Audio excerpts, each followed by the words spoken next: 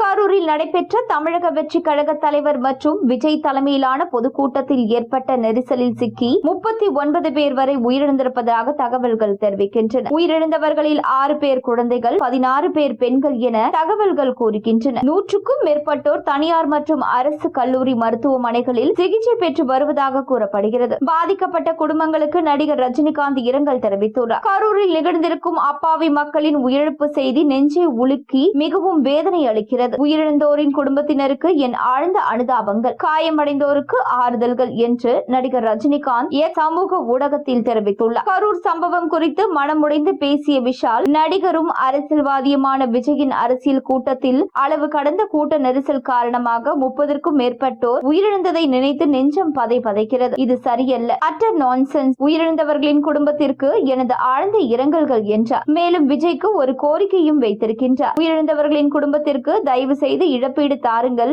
அதுதான் அவர்களுக்கு நீங்கள் செய்யும் குறைந்தபட்ச விஷயமாக இருக்கும் என பதிவிட்டுள்ளார் விஷால். இசையமைப்பாளர் ஜி.வி. பிரகாஷ், கோர காட்சிகள் நம்மை கதிகலங்க வைக்கிறது.